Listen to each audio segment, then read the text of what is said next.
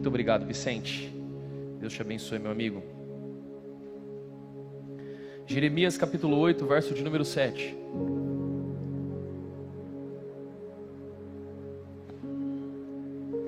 Todos acharam?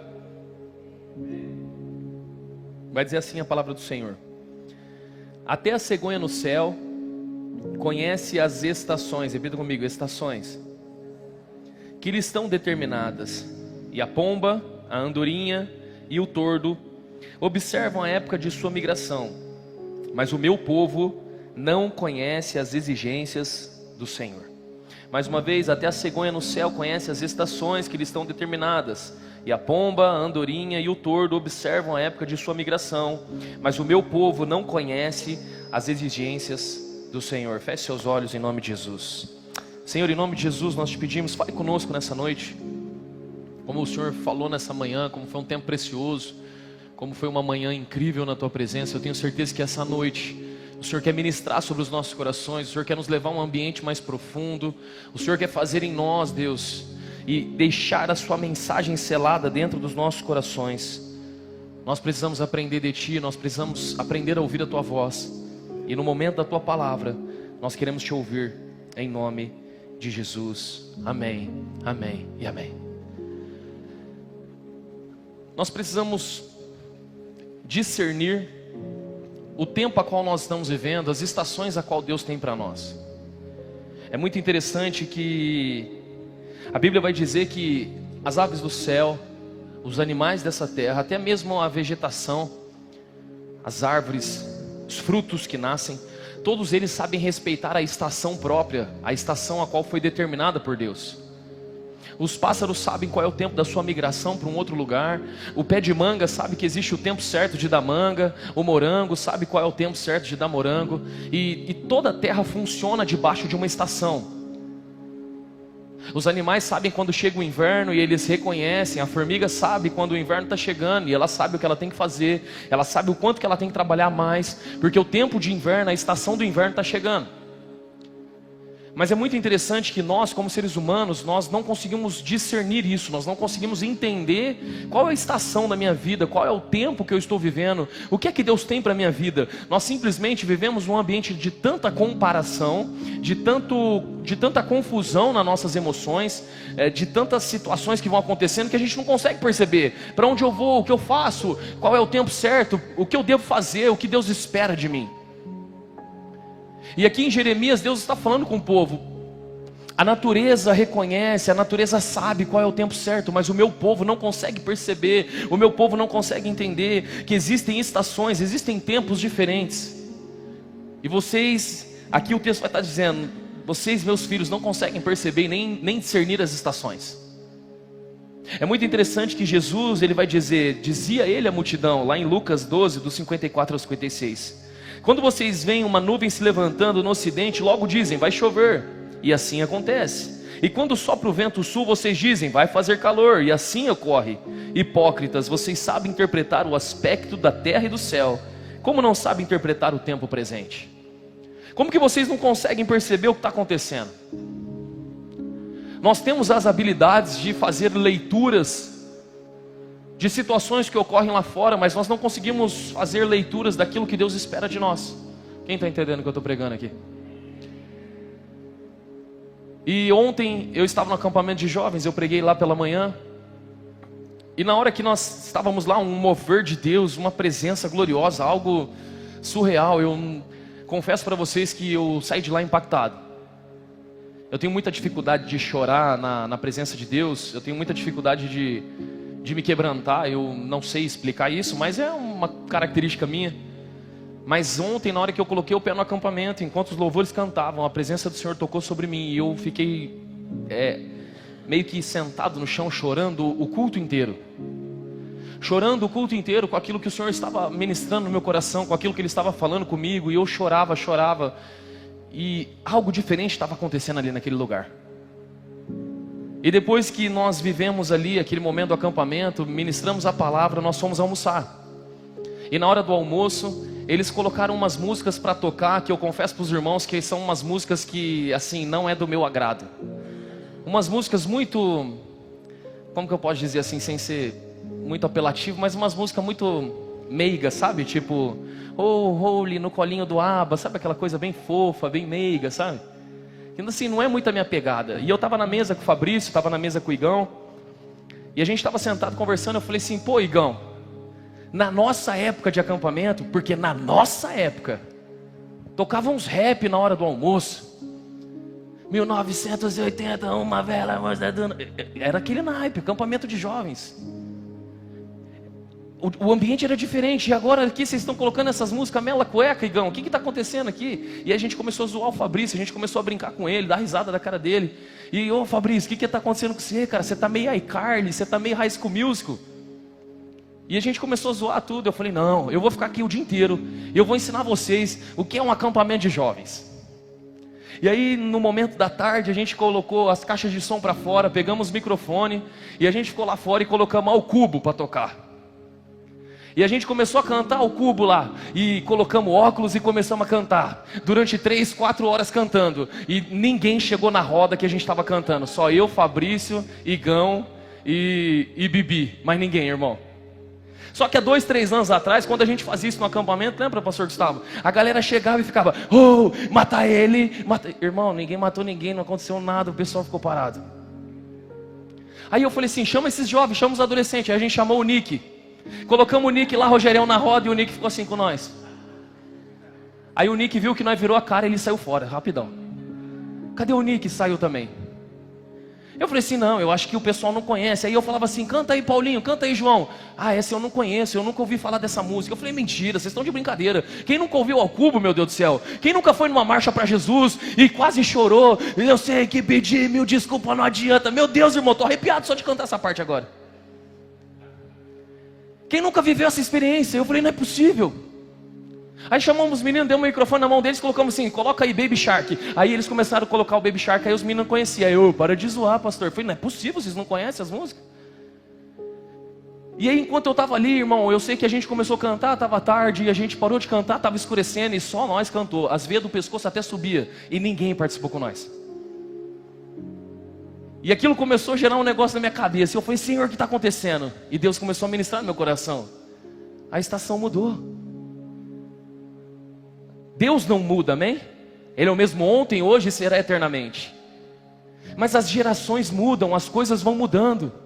E nós começamos a ficar apegados em algumas coisas, achando que o nosso jeito é o melhor, que a nossa forma é a melhor, que a nossa estratégia é a melhor. Irmão, as coisas mudaram. E eu disse uma velha frase que eu nunca imaginei que eu ia dizer ela tão cedo. Eu falei para minha esposa, eu estou ficando velho. Vocês acreditam que eu falei isso? Aí você deve estar pensando, pastor, se você está ficando velho, eu já estou morrendo então. Eu comecei a ficar, meu Deus. Porque nós precisamos entender e discernir que algumas coisas na nossa vida, elas passam. As estações da vida, elas acontecem. O que não pode mudar? A palavra não pode mudar. A forma a qual nós adoramos e entendemos quem é o Senhor, isso não muda. Deus é imutável, nada muda a imutabilidade de Deus na palavra. Ele é o mesmo ontem, hoje, será eternamente. Mas as gerações estão mudando, as coisas estão mudando, a forma, a estratégia. E aí eu comecei numa conversa junto com o Igão, com o Fabrício, a gente começou a bater um papo, e eu comecei a me lembrar de coisas que o meu antigo pastor falava para mim, e eu batia de frente com ele. Por exemplo, eu falava para o meu antigo pastor, nós temos que pintar a parede de preto. Parede de preto. E ele, não, isso daí não pode, porque isso aí é pecado, isso aí não é certo. Eu falei, pastor, você tem que se atualizar, porque as paredes estão pretas. E assim que é o negócio. São estações. Hoje a parede é preta, amanhã ela volta a ser branca, e depois ela volta a ser preta, porque as estações vão mudando. Mas Deus não muda. E a gente vai começando a perceber que tem coisas que vai perdendo sentido para nós. E nós ali conversando, irmão, foi tão gostoso. Foi um choque de realidade às vezes. De entender que existe uma geração que está vivendo algo extraordinário com Deus. E ela não precisa de nós. Porque elas acessaram algo muito maior em Deus. As estações mudam. Só que é difícil entender essas estações mudando. Em 1 Samuel, capítulo 16, verso de número 1, Deus vai dizer assim, o Senhor disse a Samuel, até quando você irá se entristecer por causa de Saul? Eu o rejeitei como rei de Israel, encha um chifre com óleo e vá a Belém. Eu o enviarei a Jessé, escolhi um dos seus filhos para fazê-lo rei. Quando você ouve Deus falando com Samuel, dizendo: até quando você vai ficar triste por causa de Saul? Eu rejeitei Saul. Eu já não tenho mais relacionamento com Saul. Saul já não é mais rei para mim. Saul já não tem mais significado nenhum para mim no reino. Eu rejeitei ele. Vai para o novo, vai viver aquilo que eu estou mandando você viver. Quando nós lemos isso, aos nossos olhos parece algo muito simples. Por que Samuel não vai? Por que Samuel não avança? Por que Samuel não deixa Saul para lá? Mas quando nós entendemos quem é Saul para Samuel, nós começamos a perceber que isso é difícil para Samuel. Porque Saul foi a primeira escolha, a primeira unção, o primeiro derramar do óleo, a primeira vez que ele chama alguém diante da multidão e diz: ele será rei. Abandonar Saul para partir para o novo é declarar que Samuel também, diante das pessoas, errou na escolha. Samuel queria insistir em alguém porque ele tinha a confiança e também apegado de que aquela decisão não poderia estar errada, não é possível que aquela decisão está errada. Mas ele se entristecia até o ponto que Deus chega para ele e fala assim: até quando? Até quando você vai ficar preocupado? Até quando você vai se entristecer? Chega, eu rejeitei, vai e parte para o novo. E às vezes muitos de nós estamos assim dentro da igreja. Nós estamos apegados a coisas que fizemos lá atrás, a coisas que liberamos lá atrás, a coisas que derramamos na vida de pessoas lá atrás. Até hoje nós estamos apegados e Deus está dizendo: ei meu filho, chega, parte para o novo. Já não é mais já não é mais a parte da sua estação. A estação mudou, o tempo é novo, são novas coisas, são novas histórias. Chega do passado. Mas nós vivemos um saudosismo de acreditar que a minha época era boa, aquilo que eu fazia era bom, aquilo que eu trabalhei, o jeito que eu direcionei e liderei, essa era a melhor forma. Mas existe um povo adorando a Deus agora e eles não precisam mais de nós, porque eles chegaram, eles acessaram, eles conheceram, eles estão vivendo algo extraordinário. E isso nos faz entender que nunca foi sobre nós, é tudo sobre Jesus. Nós só somos alguém que está passando o bastão, nós só somos alguém que está dando continuidade, porque agora serão os nossos filhos que vão liderar, serão os nossos filhos que vão adorar, será através deles e o Espírito Santo vai descer sobre eles, eles vão dar continuidade. Nós já não conseguimos mais algumas coisas. Por que você está entristecido? Avance, vai ungir um novo rei. Precisamos entender que algumas estações da vida mudam. Chegou o tempo da nossa vida de deixar Saul para lá. É tão interessante que quando nós vamos ver a palavra, nós vamos ver que Noé, ele construiu uma arca. A Bíblia diz que Deus chama ele aos 500 anos e a arca finaliza aos 600 anos. A Bíblia não afirma que levou 100 anos a construção, porque os seus filhos nascem ali naquele momento, então os filhos ajudaram ele a construir. Então tem um tempo onde a Bíblia não vai descrever, mas entre 100 anos, pode ser que alguns dizem que foi em 75 anos, outros vão dizer que foi em 50 anos, eu não sei, a Bíblia não fala. Mas nós sabemos e podemos colocar uma média em coletivo, que uma média de 50 anos ele ficou construindo uma arca. 50 anos ele ficou batendo pregos, ele ficou martelando, ele ficou construindo algo. 50 anos da vida dele, ele ficou dando forma a algo que Deus disse e a visão a qual Deus colocou no coração dele. 50 anos construindo, 50 anos martelando, 50 anos olhando para uma arca e dizendo: Deus tem uma palavra e eu vou viver o que Deus disse ao meu respeito. A Bíblia diz que chega o período onde vem o dilúvio, e o dilúvio dura durante 1 ano, onde as águas enchem a terra, e até as águas se abaixarem leva um período de 365 dias. Quando as águas abaixam, Moisés, misericórdia, Noé, é aquelas brincadeiras, sabe aquelas perguntas que o pessoal faz? Quantos animais Moisés colocou na arca? Aí isso aí fica na cabeça dos outros. Noé desceu da arca. A primeira coisa que Deus pede para ele é: faça um holocausto em meu nome. Um holocausto era um sacrifício de um animal, e para fazer um holocausto era necessário pedras e madeiras para formar um altar e colocar fogo nesse altar e oferecer em sacrifício. Tem alguém aqui que já fez churrasco? Vocês sabem fazer churrasco? Levanta a mão, homens que sabem fazer churrasco. Gustavo Ribeiro, abaixa a mão, Gustavo. Só quem sabe mesmo. Você já tentou colocar fogo numa lenha molhada? Já tentaram? Um dia eu lavei lá em casa e molhou um pouco, e O pastor Gustavo foi tentar fazer churrasco lá e ficou brigando comigo. Eu falei, cara, você não sabe acender um carvão? Não, mas você me deu um carvão molhado. Aí começa uma briga. Quando você molha, há dificuldade de acender aquilo. Agora imagina uma terra onde todas as árvores da terra ficaram molhadas durante um ano. Dá a entender que ele não usou uma madeira que ele cortou na hora para poder construir e fazer aquele holocausto.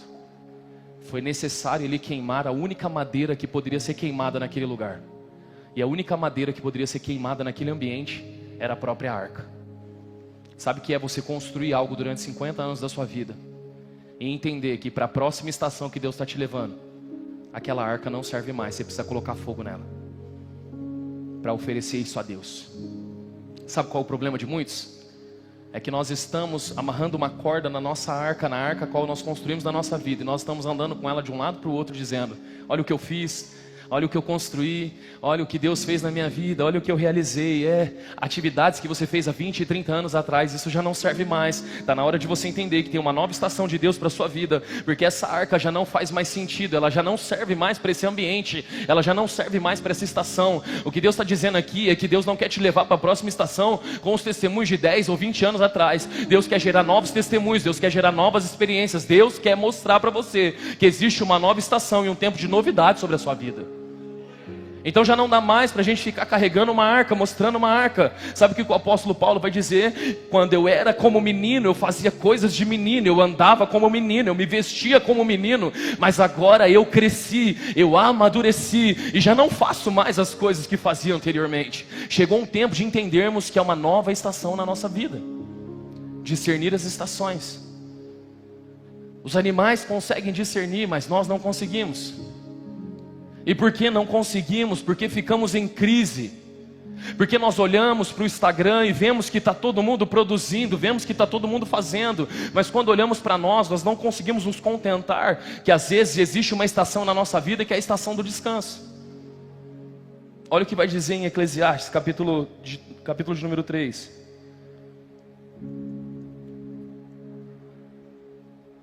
Vai dizer assim, verso de número 1. Para tudo há uma ocasião certa, há um tempo certo para cada propósito debaixo do céu.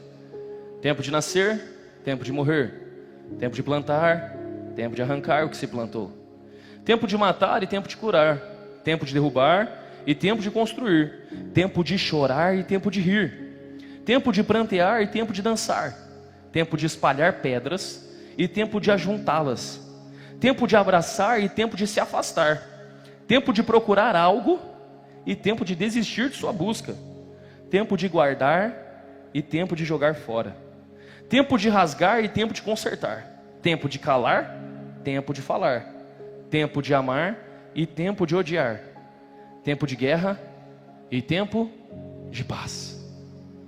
Aprenda a discernir os tempos e as estações de Deus para a sua vida.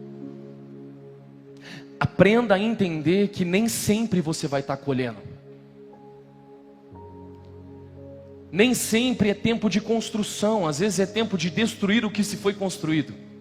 Às vezes é tempo de dar um passo para trás, às vezes é tempo de repensar sua vida, às vezes é tempo de você entender que enquanto todos estão produzindo, não significa que você tem que estar produzindo, às vezes você tem que estar mais escondido, porque Deus conhece o coração, o tempo e a estação própria para cada um de vocês aqui.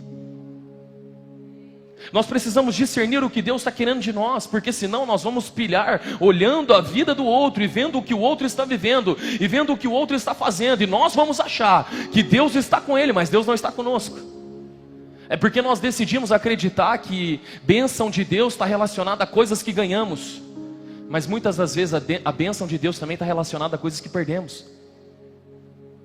Precisamos aprender a discernir aquilo que Deus quer de nós. Nós identificamos que o amor de Deus é nos dar as coisas, mas a Bíblia vai dizer que Deus é amor, e um pai que ama o seu filho repreende e diz não para ele. E agora, como que fica? O que é amor então? Nós precisamos entender que há tempo para todas as coisas. O pé de manga, ele não produz manga o ano inteiro. E no período a qual ele não está produzindo manga, Ele não fica olhando para outra árvore que está produzindo um fruto e fica em crise dizendo: por que comigo não dá certo? Por que com a minha vida não está funcionando? Por que comigo as coisas não vão? Com todo mundo acontece, mas comigo não. Você precisa entender que há tempo de plantar, há tempo de colher, mas há tempo de descansar também. Há tempo de dar frutos, mas há tempo de desacelerar um pouco. Não se cobre tanto, só entenda o que Deus quer de você. Não entre em crise, só entenda o que Deus quer da sua vida. No ano passado, algumas pessoas que estão sentadas aqui hoje estavam no acampamento de jovens. E nesse ano não estão lá, estão aqui. Porque há um tempo para todas as coisas. E não significa que quem está lá é bom e quem está aqui não é bom. Não tem nada a ver com isso. O que significa é que Deus trabalha do jeito que Ele quer e da forma que Ele quer. E nós só precisamos entender o que é que Deus quer falar conosco no tempo e na estação a qual nós estamos. Porque tudo na terra consegue discernir a voz de Deus. Os pássaros sabem qual é o tempo da migração. Os frutos sabem qual é o tempo de gerar. Só o meu povo que não entende o que eu estou tentando falar. Só o povo de Deus que não consegue entender o tempo presente. Jesus, ele começa a explicar para os discípulos em João 15 a importância de entender o tempo da poda. João 15, verso de número 1 ao 2 vai dizer: eu sou a videira verdadeira e meu pai é o agricultor.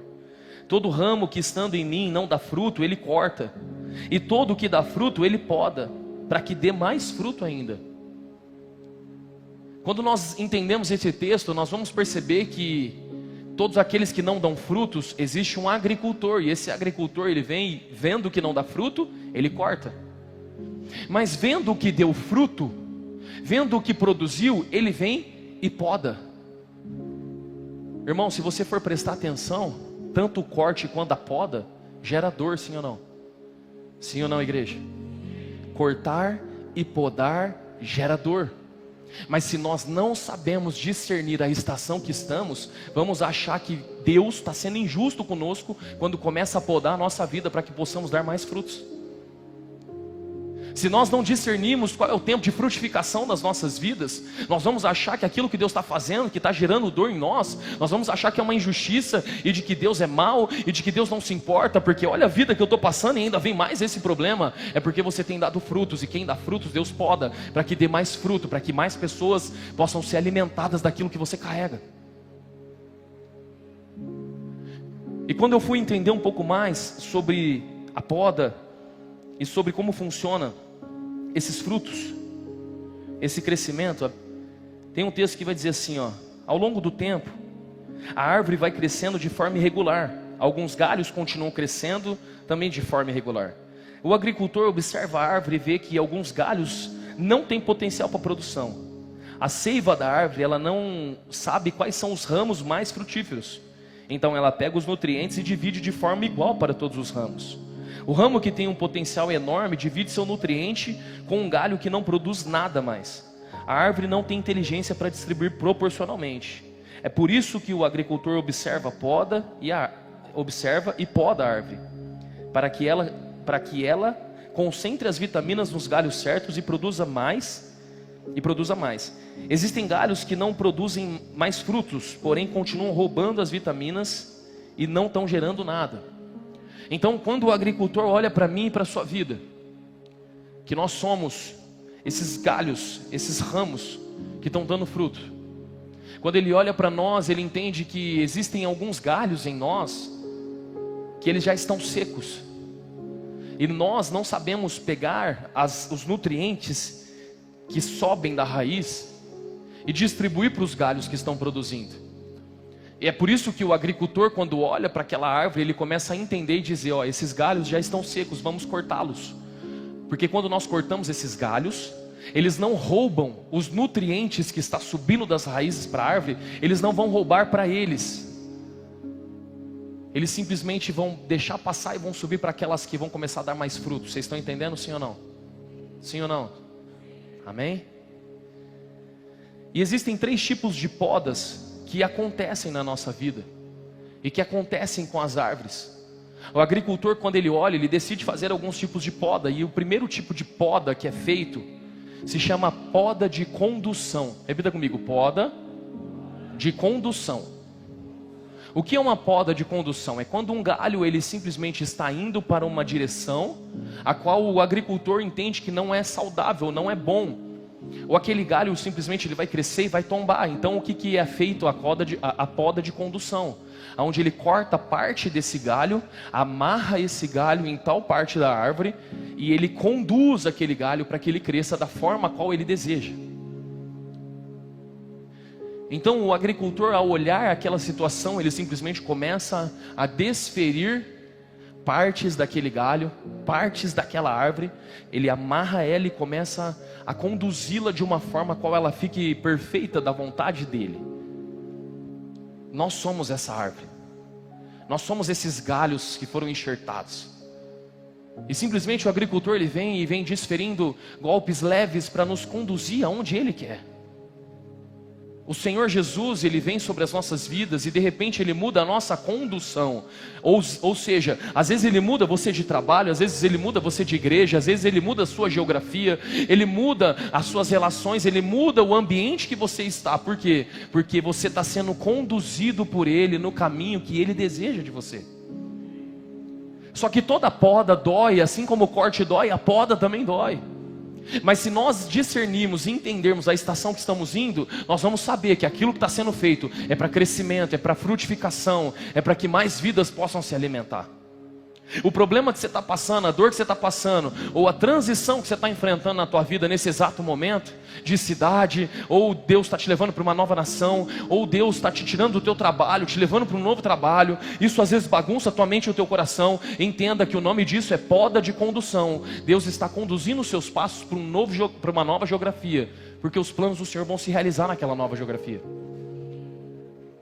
É por isso que João 3 vai dizer que aqueles que são cheios do Espírito são guiados como vento. Ora estão aqui, ora estão lá, não sabem onde estão, porque são guiados pelo Senhor. Assim deve ser a vida de todo cristão. Você precisa entender que se você está nessa igreja hoje, se você congrega nessa igreja, mas se o Senhor mandar você sair daqui para ir para uma outra igreja e fazer aquilo que Ele quer que você faça, você precisa entender que nenhuma igreja é maior que o reino de Deus. Casa do Pai não é maior que o reino de Deus. Você deve obedecer ao Senhor e não permanecer na tua vontade, mas na condução do Espírito. Nós precisamos entender isso. Nós seremos conduzidos por Ele, porque nós não sabemos qual é a estação própria, nem o que Deus tem para cada um. Nós só precisamos obedecer.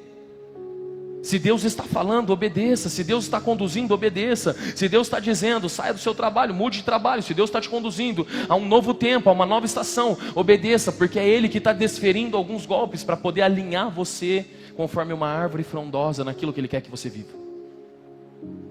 Então o primeiro tipo de poda é a poda da condução. O segundo tipo de poda é a poda da limpeza. Repita comigo, limpeza. É quando o agricultor vem e ele começa a limpar aquela árvore, ele começa a cortar alguns galhos, ele começa a tirar algumas coisas. O porquê que ele faz isso? Para que haja nutrientes que cheguem até a árvore. E para que esses nutrientes possam se achegar, é necessário eliminar aqueles que são agentes que roubam nutrientes. Existem pessoas e existem situações na nossa vida que roubam nutrientes de nós. Existem situações na nossa vida que nos roubam energia, que nos tiram a energia, que drenam a nossa vida. Então uma boa limpeza começa a trazer paz para a sua vida. Quem já entrou numa casa muito bagunçada? Levanta a mão aí, já entrei numa casa muito bagunçada. Aí de repente você vai naquela casa que estava muito bagunçada e agora você vê aquela casa brilhando, limpa, cheirosa. Quando você olha aquilo, existe algo que vem dentro de você e você fala assim, ufa, que casa limpa, que casa gostosa, sim ou não, igreja? Porque existem coisas na nossa vida e situações ao nosso redor que nos drenam energia, que nos roubam a paz, que tiram de nós, às vezes, a alegria de algumas coisas. Nós precisamos entender que a poda de limpeza ela é necessária. Existem algumas amizades e alguns relacionamentos que roubam a tua energia, que tiram a tua paz, que distraem você no processo. Nós precisamos entender que com esses Deus começa a cortar da nossa vida, Deus começa a limpar, começa a tirar esses galhos. Existem alguns vícios que você precisa abrir mão, vício de celular ou alguns outros vícios que você precisa abrir mão de uma vez por todas na sua vida, porque se você não abrir mão desses vícios, se você não permitir o Senhor limpar, não vai gerar fruto, não vai crescer, porque está roubando todos os nutrientes que são levantados das raízes, estão sendo roubados, porque está indo para essas partes da sua vida, esses vícios, esses comportamentos. É muito sério isso, igreja. Se nós não aprendermos a discernir algumas coisas,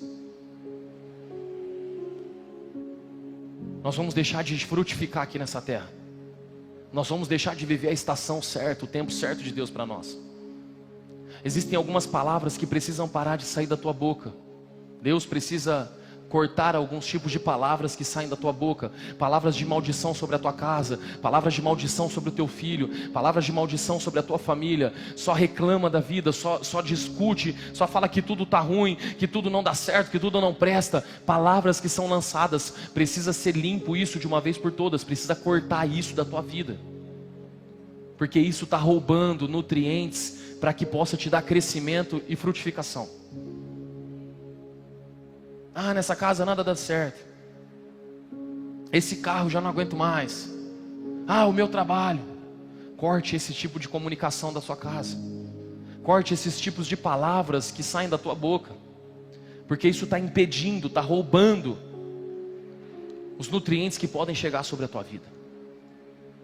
E a terceira poda que é feita é a poda da frutificação. Repita comigo, frutificação.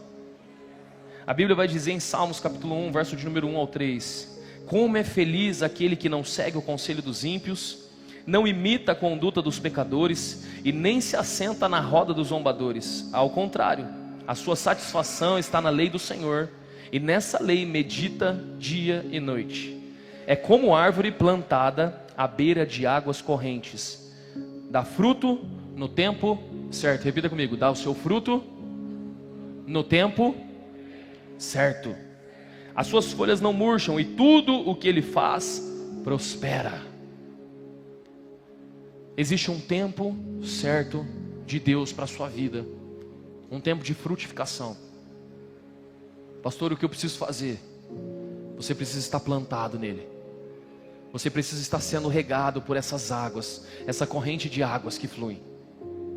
Você precisa se afastar da roda dos escarnecedores. Você precisa começar a viver aquilo que o Evangelho está te convidando a viver.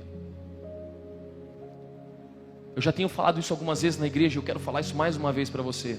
Não adianta, irmão, vir aqui, levantar a mão, adorar a Deus, dizer que Ele é santo, se a nossa vida não está plantada nele, se a água a qual nós estamos bebendo não é a água dele. Não adianta. Se o nosso coração está cheio de galhos secos, aonde existem situações, pessoas, relacionamentos, fofocas, situações onde esses galhos estão impedindo que o nutriente venha para que frutos sejam gerados. Se você não cortar isso, não vai frutificar. Não adianta. Existe um tempo de frutificação e existe um tempo certo para a tua vida. E a minha oração nessa noite é para que você acesse isso em Deus, para que você entenda isso, para que você compreenda isso.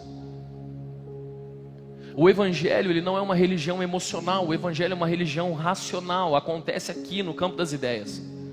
A primeira parábola que Jesus traz é a parábola da semeadura, onde um homem saiu a semear e ele lançou as sementes. Umas caíram à beira do caminho, outras caíram no solo rochoso, outras caíram num solo espinhoso, mas uma caiu em boa terra.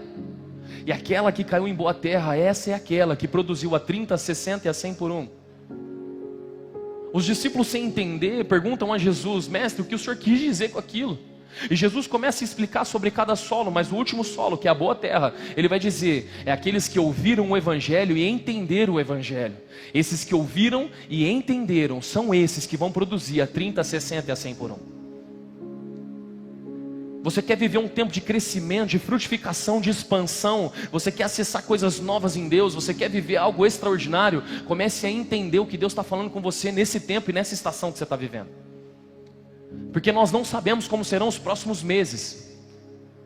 Na semana passada eu preguei sobre as mulheres que estavam com azeite. E realmente existem muitas pessoas que ainda não entenderam a estação. Estão todos reunidos no mesmo ambiente. Estão aguardando o noivo. Tem a sua candeia, tem a estrutura para queimar. Mas não estão atentas, estão sendo insensatos. Tem muita gente que está distraído. Tem muita gente que não está atento ao que Deus está falando.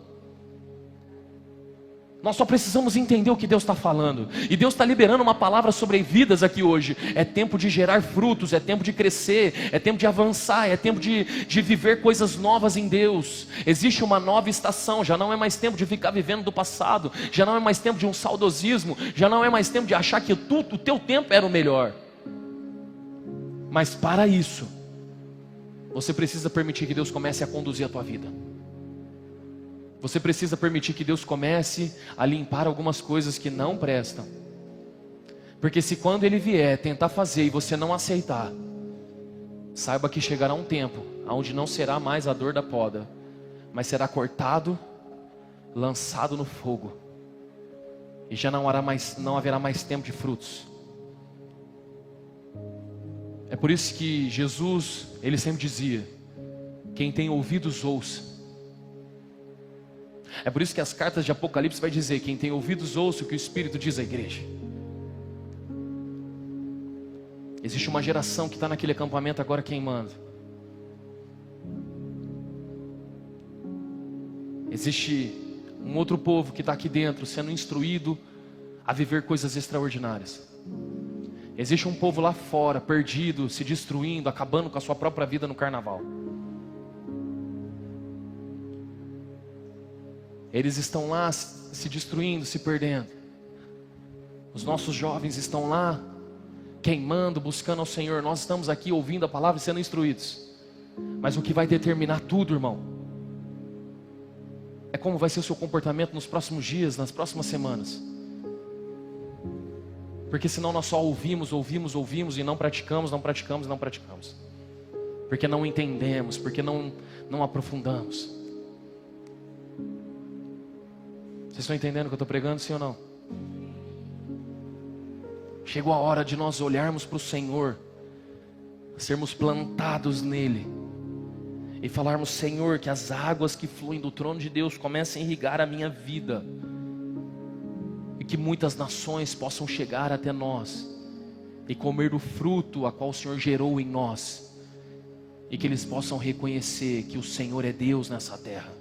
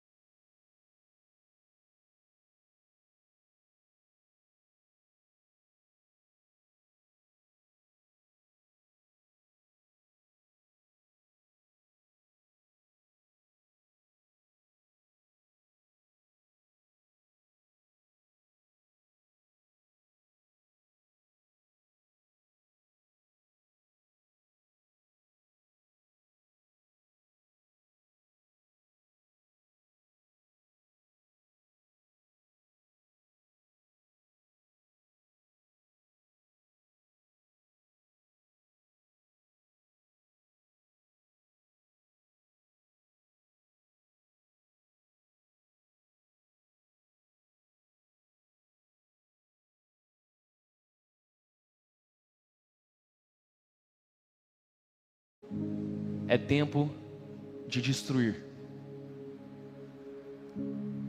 tudo aquilo que eu construí, tudo aquilo que eu acho uma verdade, tudo aquilo que eu acreditava que era o Evangelho. Deixa Deus destruir hoje. Porque quando você acha que sabe tudo, é aí que você não sabe nada. É aí que você lê um novo versículo e você fala assim: uau, como eu não entendi isso antes. Eu creio verdadeiramente que Deus está nos levando para uma nova estação. E todos os dias eu falo com Ele: Senhor, eu quero participar daquilo que o Senhor vai fazer. Entenda uma coisa, irmão. A obra é de Deus. Deus está operando uma obra. Deus está fazendo algo. A nossa oração é: Senhor, deixa eu participar daquilo que o Senhor está fazendo. Deixa eu viver aquilo que o Senhor está fazendo. É por isso que as cartas paulinas, quando são escritas, ele diz: eu, Paulo, cooperador de Cristo Jesus. Ele não está dizendo que ele é o operador. Ele está dizendo que ele é cooperador. Ele coopera com aquele que já está operando. Eu só quero participar daquilo que Deus está fazendo. A minha oração naquele acampamento, quando eu vi tudo aquilo acontecendo e todo aquele mover acontecendo, eu falei: obrigado, Senhor, porque o Senhor está fazendo algo nos nossos filhos, algo que não depende das nossas mãos, algo que o Senhor mesmo está fazendo. Obrigado por participar disso. Eu estava lá no acampamento, Fabrício chegou em mim e falou assim: pastor, Deus está falando algo muito doido para mim. Eu falei: o que? Ele falou assim: Deus falou para eu pedir para o Antônio orar. O Antônio é o filho do Will e da Vanessa. Eu falei: Fabrício, Deus está falando com você, irmão. Vai e faz. Ele falou assim: eu estou sentindo algo que eu nunca senti, eu estou tremendo aqui. Eu falei: então vai e faz o que Deus está mandando. Ele chamou o Antônio e falou assim: hoje você vai orar, Antônio. Eu vi o Antônio se jogando no chão, ajoelhado, clamando a Deus: Senhor, me usa, Senhor, me usa, Senhor, me usa, Senhor, me usa. Porque Deus está fazendo algo novo na nossa geração. A estação mudou, irmão.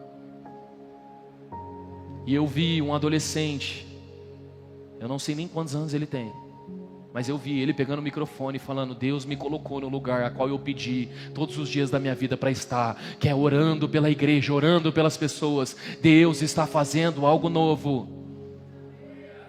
A questão é: Deus está enviando pessoas, Deus está trazendo um novo povo. Será que você permite hoje Deus podar você, para que mais fruto seja dado, para que haja mais crescimento, para que haja maior expansão, para que mais pessoas possam se alimentar? Porque você vai começar a dar fruto no tempo certo. Minha oração é essa todos os dias: Senhor, faz em mim, deixa eu viver isso, deixa eu experimentar isso. Igreja, em nome de Jesus, não é tempo para distração. Não é tempo para distração. No sábado eu vim aqui pregar nos jovens, eu já estou finalizando. E enquanto eu estava aqui pregando nos jovens,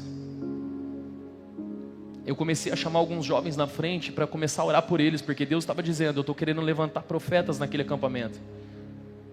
Esse é o primeiro acampamento da nossa igreja, o primeiro da nossa igreja que eu não estou lá.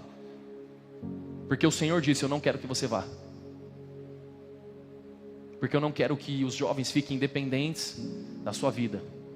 Eu fui lá sábado para pregar, e eu vou terça-feira lá só para o encerramento. É o primeiro carnaval que eu prego na nossa igreja. Num domingo de manhã, um domingo à noite. É o primeiro. E no sábado, enquanto eu estava aqui orando com alguns jovens, Deus estava dizendo: eu estou levantando alguns profetas para viver algo naquele acampamento. E tinha algumas pessoas que eu olhava no culto e eu falava assim: cara, eu preciso chamar essa pessoa aqui na frente para orar por ela. E eu senti o Espírito Santo falando comigo: não, essa você não vai chamar. Porque existem alguns aqui que se distraíram no caminho, e por se distraírem no caminho não vão viver aquilo que eu estou fazendo. Essa mensagem é para você, igreja. Não se distraia no caminho, porque senão você só vai assistir aquilo que Deus vai operar, e você não vai participar. Você só vai ver de longe, como Moisés viu, mas você não vai entrar naquilo que Deus está fazendo. Porque Deus não permite ninguém tocar nas coisas dele, estando sujo, estando cheio de galhos, estando em pecado. Aqueles que têm ouvidos para ouvir, ouça. chegou um tempo de santificação sobre nós. Chegou um tempo de frutificação no nosso meio. Conserte a sua vida o mais rápido possível, porque os próximos dias Deus vai começar a derramar de algo poderoso sobre os nossos jovens, sobre a nossa igreja, sobre a casa do Pai. E esse lugar vai começar a encher de pessoas. Esse lugar vai começar a vir pessoas de todos os lugares, aonde teremos que começar a jogar as cadeiras para trás, para começar a orar com o povo aqui na frente. Então vai para dentro do teu quarto e fala assim: Deus, aonde o Senhor quer me usar? Se é visitando famílias, se é no Start, se é no Enraizados, estude a palavra, irmão, gaste a sua vida nisso, porque não tem coisa melhor do que estar plantado nele, vivendo da fonte que é Ele, sendo regado por Ele e gerando os frutos que Ele gerou em nós. Se coloque de pé em nome de Jesus.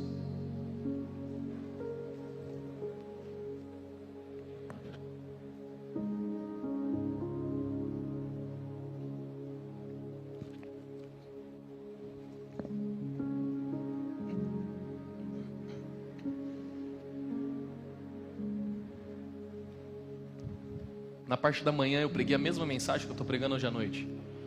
Mas quem estava aqui de manhã sabe que foi o mesmo texto, mas não tem nada a ver com a mensagem. É porque essa mensagem em específico que Deus está falando nesse momento é para você que está aqui. A minha oração hoje é para aqueles que estão dizendo ao Senhor: eis-me aqui, usa-me a mim. Eu estou aqui, Jesus. Eu quero viver isso.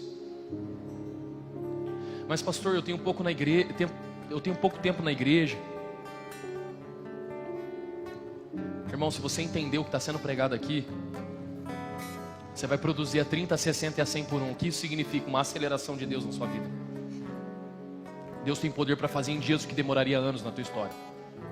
A Bíblia vai dizer que a Arca da Aliança ficou na casa de Abinadab durante 20 anos e nada aconteceu. Ela ficou na casa de Obed-Edom durante 3 meses. E ele viu milagres e maravilhas e o poder de Deus. A Bíblia está nos ensinando que não é sobre tempo, é sobre entendimento. Não é sobre um tempo cronológico, é sobre acessar um tempo o Kairos de Deus. Não é sobre o tempo Cronos, é sobre o Kairos de Deus. Aqueles que entendem o que Deus está falando, aqueles que têm ouvidos, ouçam o que o Espírito diz. Se você mergulhar na presença dEle, você vai começar a viver uma aceleração de Deus nessa terra. Pede-me e darei as nações por herança para vocês. Em Romanos vai dizer que a terra aguarda com anseio a manifestação dos filhos de Deus. Após o carnaval, muitas pessoas estarão deprimidas, destruídas emocionalmente, consumidas pelos seus pecados, destruídas nas tuas emoções, no teu espírito, na tua carne. Elas procurarão um lugar, elas procurarão um ambiente onde elas possam buscar a resposta que não foi encontrada no final de ano, que não foi encontrado na praia em janeiro, que não foi encontrado em fevereiro no carnaval. Elas procurarão a resposta. E o meu desejo, o seu desejo tem que ser árvores plantadas junto ao ribeiro das águas, aonde gera muitos frutos.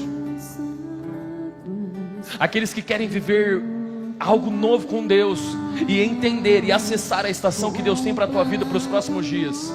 Sai do seu lugar e vem aqui na frente falar com Ele. Sai do seu lugar e fala assim: Senhor, fala comigo, eu quero viver isso. Me ajuda a discernir essa estação, me ajuda a discernir os novos tempos.